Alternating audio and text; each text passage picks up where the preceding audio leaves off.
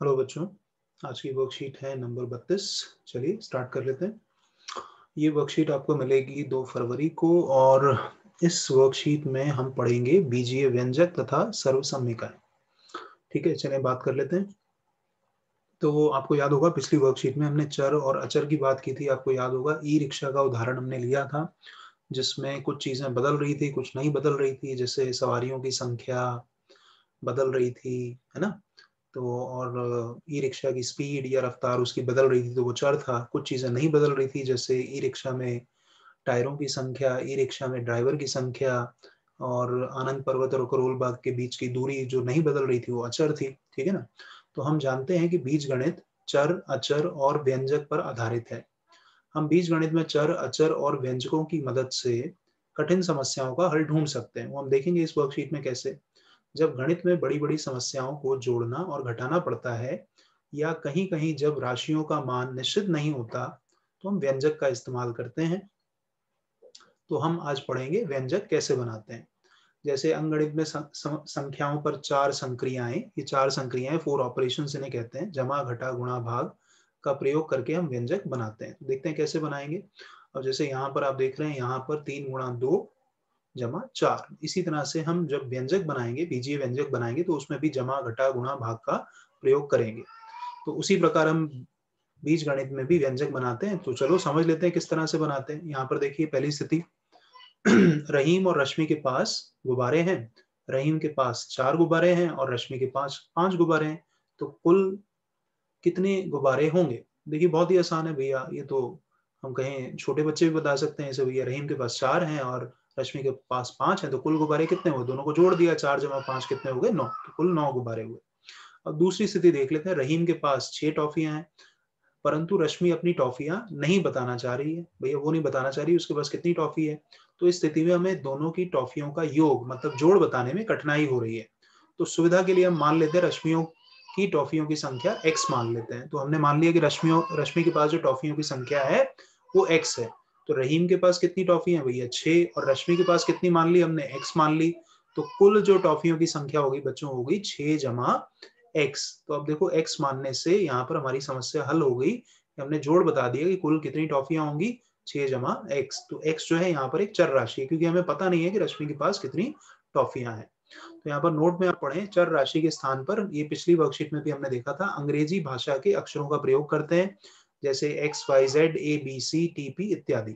तो उपरोक्त स्थिति में कुल टॉफियों की संख्या निकालना संभव नहीं थी, परंतु चर राशि को x मानते ही समस्या हल हो गई। देख लेते हैं यहाँ पर अगला प्रश्न। अध्यापिका ने कक्षा के 3 छात्रों, जिनके नाम संचित, गुरलीन और अब्दुल हैं, को बुलाकर तीनों को कुछ पेंसिलें दी। संचित, मुझे 4 पेंसिलें मिली हैं। गुरलीन कह रही है मुझे 3 पेंसिलें मिली हैं। अब्दुल कह रहा है मुझे भी कुछ पेंसिल मिली है। अब अब्दुल नहीं बता रहा उसे कितनी पेंसिल मिली है। तो अब अध्यापिका कह रही है इन तीनों को कुल मिलाकर कितनी पेंसिलें मिली है। तो मान लेंगे अब्दुल को अगर x पेंसिल मिली है, x, तो तीनों के पास कुल पेंसिल कितनी हो जाएंगी, 4 जमा 3 जमा x। अब 4 जमा 3 तो होता है 7, और 7 जमा x, तो तीनों के पास कुल मिलाकर कितनी पेंसिल हो गई, 7 जमा x हो गई। तो यहाँ पर हमने अब्दुल के पास जो पेंसिलों की संख्या थी उसको x मान लिया। हम x की जगह y भी मान सकते थे, z भी मान सकते थे। तो हमने चर, क्योंकि हमें यहाँ पर पेंसिलों की संख्या पता नहीं थी। बढ़ते हैं यहाँ पर। अब देखिए बहुत आसान है, तालिका को पूरा करना है। स्वाति और मुकेश हैं 2 बच्चे। अब स्वाति के पास p पेंसिलें हैं और मुकेश के पास जो है 5 पेंसिलें हैं। तो दोनों की कुल संख्या कितनी होगी, कुल मतलब जोड़, तो जोड़ दो इसे, तो कितना हो जाएगा, p जमा 5। टॉफी, स्वाति के पास m है और मुकेश के पास 2 हैं, तो दोनों के पास कुल टॉफी कितनी होगी, m जमा 2। ध्यान रखिएगा ये p m जो है चर है। स्वाति के पास 8 कॉपी है और मुकेश के पास टी कॉपी है। तो यहाँ पर कुल जो संख्या हो जाएगी कॉपियों की, वो हो जाएगी 8 जमा टी। तो यहाँ पर टी जो है वो क्या है, एक चर राशि है। बढ़ते हैं आगे, देख लेते हैं। निम्नलिखित को मौखिक कथनों को बीजीय व्यंजक में बदलो। तो जो हमें जो ये कथन दिए हैं इन्हें हमें बीजीय व्यंजक में बदलना है। समझ लीजिए, राम एक बच्चा है, वो कह रहा है मेरी आयु x वर्ष है। वो बता नहीं रहा है, लेकिन ये हमें पता लग गया कि x वर्ष है। अब x कितना है, 10, 15, 20, वो नहीं पता है, तो उसने बोला मेरी आयु जो है x वर्ष है। अब पिताजी जो कह रहे हैं राम के, वो कह रहे हैं मेरी आयु तुमसे 3 गुनी है। 3 गुनी मतलब तिगुनी, 3 गुना। अगर मान लेते राम की आयु 10 वर्ष होती तो पिताजी की आयु कितनी वर्ष होती, 30 वर्ष। ठीक है ना, तिगुना, 10 का तिगुना 30 हो गया। भाई राम का क्या कह रहा है, मैं तुमसे 2 वर्ष बड़ा हूँ। अगर राम 10 वर्ष का मान लें तो भाई कितना हो गया, 2 जोड़ देंगे उसमें, 10 जमा 2 12 हो गया। और माँ क्या कह रही है राम की, मेरी आयु तुम्हारे पिताजी से 2 वर्ष कम है, मतलब पिताजी की जो भी आयु है उससे 2 वर्ष कम है, मतलब 2 साल कम घटा कर देंगे उसमें। तो देख लेते हैं क्या है इसमें। तो अब यहाँ पर आप देखें कि राम की वर्तमान आयु, तो हमें यहाँ बोला गया है कि राम की वर्तमान आयु क्या है, वो है x वर्ष। तो यहाँ लिख देंगे हम x वर्ष है। ठीक है बच्चों। इसी तरह से पिताजी की वर्तमान,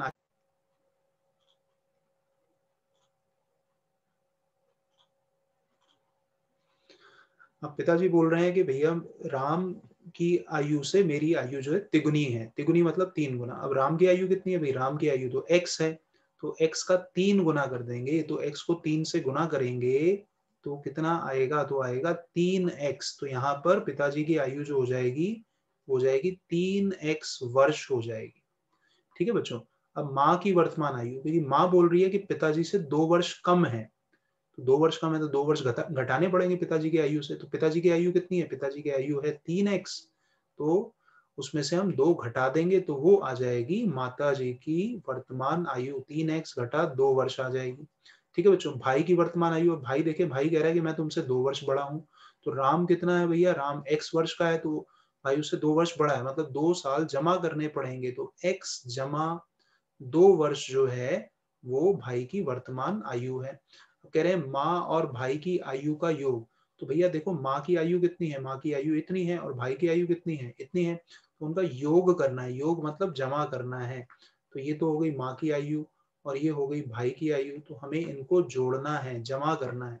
तो अब आप देखो, जमा 2 और घटा 2 ये तो कट जाएगा, और 3x और 1x बचेगा, तो 3x और 1x कितना हो गया, 4x। तो ये कितना हो गया, 4x वर्ष आ जाएगा। ठीक है बच्चों, आई होप आपको समझ आ गया है। मिलते हैं आपसे नेक्स्ट वीडियो में, तब तक के लिए थैंक यू एंड बाय।